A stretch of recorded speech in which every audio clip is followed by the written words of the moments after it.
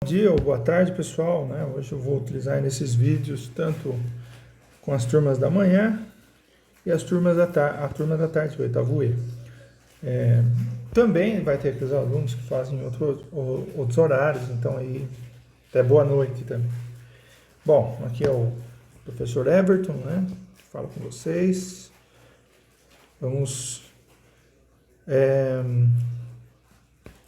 Vamos trabalhar aí o tema conflitos atuais, certo? Vamos debater um pouco sobre a geopolítica do mundo pós-Guerra Fria, mais voltada para a questão da segurança, né?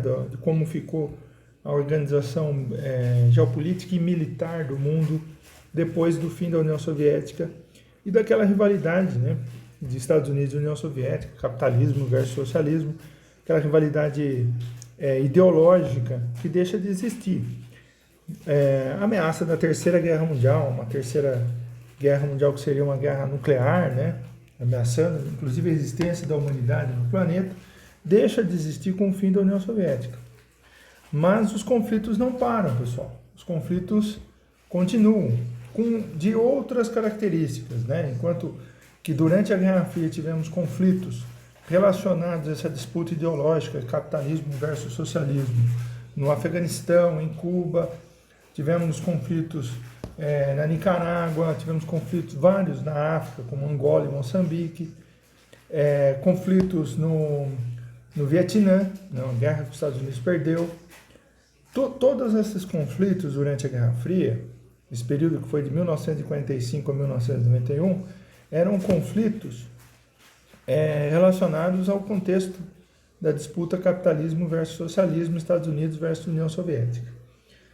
Pós 1991, os conflitos mudam de configuração. É isso que nós vamos ver nesta aula. Pessoal, os conflitos pós-Guerra Fria, dos anos 1990, 2000 e 2010, eles têm características diferentes. Eles possuem são muito mais conflitos étnicos, religiosos e muito mais conflitos civis, né? Menos conflitos territoriais. Eles ainda existem, eles ocorreram também, de um país tentar ocupar o território de outro país, isso ainda ocorre.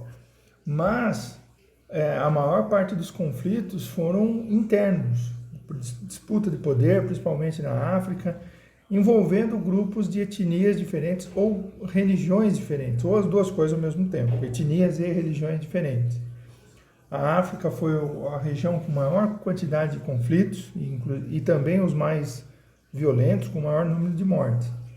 O Oriente Médio talvez tenha recebido mais atenção do mundo, porque tiveram conflitos com a participação dos Estados Unidos de modo mais efetivo. Os Estados Unidos também participou de conflitos na África, por exemplo, na Somália, né? Virou até um episódio, virou filme, o filme Falcão Negro em Perigo, mostra ali as dificuldades dos soldados americanos na Guerra Civil da Somália. Mas a participação americana foi mais efetiva no leste europeu, né? Nos anos 90 tivemos conflito lá na Iugoslávia, e também no Oriente Médio, né? Onde a questão do controle de recursos naturais, o petróleo, foi o ponto principal desse conflito. Bom, um dos exemplos eu acabei de falar, né? O conflito no leste europeu, ali do lado da Itália, né? Um país chamado Iugoslávia, era um país comunista, mas formado por muitas etnias diferentes. Então, esse país ele se forma no início do século passado, né, se consolida ao final da Segunda Guerra Mundial. Um general chamado Josip Broz Tito, croata, consegue unificar esses povos diferentes, croatas, bósnios, sérvios, macedônios, eslovenos, todos eles, para expulsar tropas nazistas. Né? É um caso de que a participação dos soviéticos foi pouco relevante, inclusive isso fez com que a Iugoslávia tivesse uma posição de maior independência em relação à União Soviética, embora também comunista, a Iugoslávia. E esse general, ele vai comandar o país do final da Segunda Guerra Mundial até 1981, quando ele morre. Então, era um ditador também, mas muito popular e conseguia unificar esses povos diferentes. Com a morte do Tito, assume o poder um sérvio chamado Slobodan Milošević. Esse já não tinha o mesmo carisma e ainda queria beneficiar os sérvios na distribuição de cargos, no comando do país, né? Acusavam ele de ser favorável à ideologia da Grande Sérvia, né? De expulsar outros povos da região para manter todo esse território apenas para os sérvios. No início dos anos 90, as tropas sérvias invadem a Bósnia, tentando fazer uma limpeza étnica, bósnios que eram muçulmanos. Muitos massacres ocorrem de ambos os lados, também formou-se grupos terroristas na Croácia que massacraram sérvios também, né? Os sérvios não foram apenas os vilões, foram vítimas também desse violento conflito. Até hoje as rivalidades ficam tensas, mas a guerra terminou. No fim, a Iugoslávia foi dividida, certo? O último grande conflito na Europa foi esse aí. Conflito armado, com muitas mortes. Então, era um conflito que ocorre num momento posterior ao fim da Guerra Fria, né? Por isso que eu coloquei ele em primeiro lugar aqui, na qual os Estados Unidos teve que intervir, né? Bombardeios para conter os avanços das tropas sérvias ocorreram. Bom, vamos lá.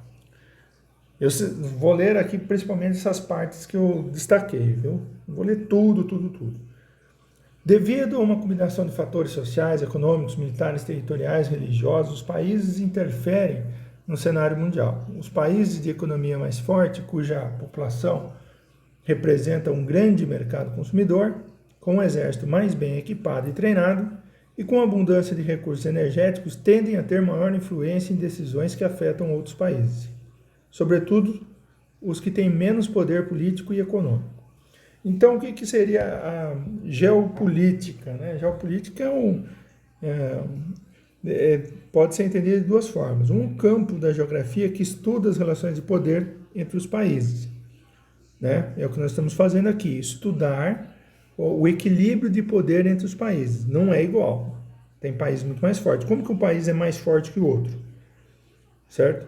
Um país é mais forte que o outro quando ele tem uma economia mais forte, quando ele tem mais população, quando ele tem um exército mais poderoso. Isso faz com que esse país tenha maior influência, porque ele vai ter uma força econômica e política maior dentro da ONU e de outras instituições supranacionais e conseguir impor mais os seus interesses sobre países menores, com menos população e com exércitos menores, certo?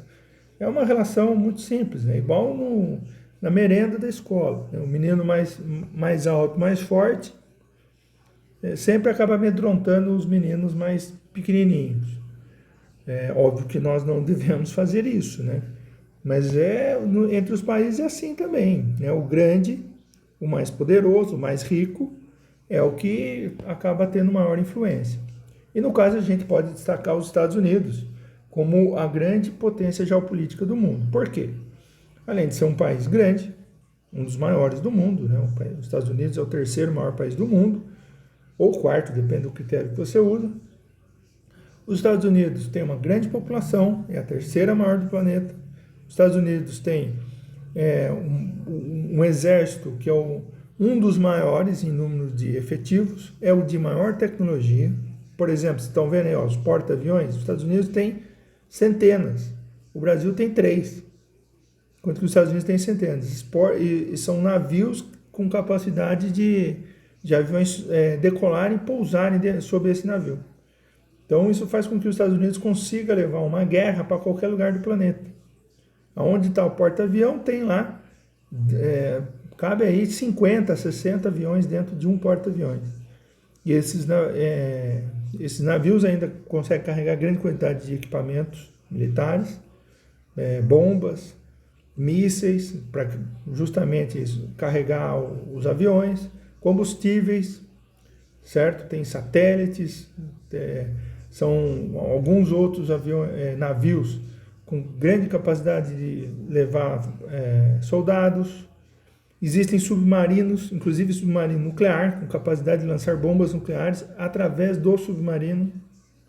Então, só Estados Unidos e Rússia têm essa tecnologia toda no setor militar, e os Estados Unidos cada vez mais à frente da Rússia após o final da Guerra Fria, né, onde o desmantelamento da União Soviética fez com que a Rússia herdasse aquela tecnologia toda de equipamentos militares, mas diminuiu muito os investimentos, enquanto que os Estados Unidos manteve-se um investimento em alta e com muitas participações em conflitos, né? Então, os Estados Unidos é o país que acaba reunindo todos os predicados de uma superpotência, né? Tamanho, população, exército grande, exército com alta tecnologia. Os Estados Unidos é o maior produtor de produtos bélicos do planeta. Metade, 50% do que o mundo inteiro gasta em armas e desenvolvimento de novas armas é feita só pelos Estados Unidos, certo? Então é muita coisa. Aqui nesse mapa nós podemos observar a presença de tropas militares dos Estados Unidos espalhadas no mundo. Aonde tem pontinho preto, nós temos base militar americana com menos de 100 homens, certo? Tem até no Brasil, na Amazônia, certo? Tem na Colômbia. Curioso que na Colômbia aqui não tem, mas a Colômbia tem, e é o que mais tem soldados americanos na América do Sul. Acho que é um erro aqui no mapa.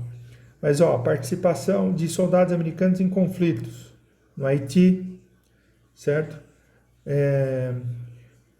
Participação na Eritreia, aqui, ó, na Eritreia. Participação no Sudão, conflito no Sudão. Participação na Libéria, né? Nós temos participação dos soldados americanos na Síria e no Iraque, nessa região. O Iraque aqui, a Síria aqui, certo? Deveria ter uma outra bolinha aqui, ó, no Iraque. Diminuiu o efetivo americano depois de 2012, com o Barack Obama retirando o país da guerra. Mas ainda tem soldados lá. Tem soldados americanos na Geórgia, país que era da antiga União Soviética, na Iugoslávia, na Alemanha, né? Tem até hoje, mesmo depois do final desde a Segunda Guerra Mundial, tem bases militares dos Estados Unidos na Alemanha. E por aí vai. São muitos pontos de presença militar americana. Por exemplo, Guam, aqui, ó, está Japão, Coreia do Sul. Olha só, soldados americanos no Japão, na Coreia do Sul, e Guam, uma ilha aqui, ó, certo? Americana. Observe como os Estados Unidos tem bases militares cercando o seu grande rival hoje, que é a China. A China aqui, ó, certo? Os Estados Unidos tem aqui, ó, base militar na Coreia do Sul, no Japão e Guam. Tem no Havaí também, ó.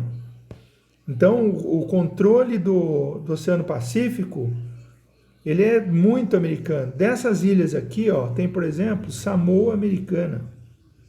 Samoa Americana, que é dos Estados Unidos. Os Estados Unidos coloniza várias ilhas aqui na Oceania.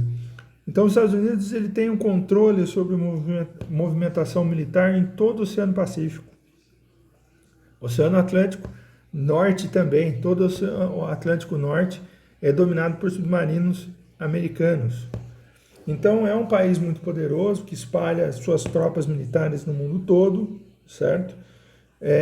Em qualquer conflito, os Estados Unidos está com uma base militar próxima que pode servir de ponto de suprimento, ponto de lançamento de mísseis, né? Que vai servir para até ampliação da chegada de soldados e material bélico para a continuação de um conflito. Nenhum outro país reúne no mapa mundi uma grande quantidade de territórios com presença militar, com bases militares, apoio tecnológico, inclusive domínio do espaço, né, com satélites e tudo mais. Então, os Estados Unidos manterá como a grande potência do mundo, mesmo que perca a primeira posição de PIB, né, que a China vai ultrapassar os Estados Unidos no PIB, né, que é a produção econômica. Mas para dizer que será o país mais poderoso do mundo, ainda tem que superar esses outros fatores. Para a China conseguir se equiparar aos Estados Unidos em investimento militar, vai até 2050, essa é a previsão do próprio governo chinês. Mas ainda assim não conseguirá a China ter bases militares espalhadas no mundo todo como os Estados Unidos têm. E vai manter isso, provavelmente. Bom, segundo vídeo nós vamos falar de conflitos envolvendo questões territoriais. Esse é para o segundo vídeo.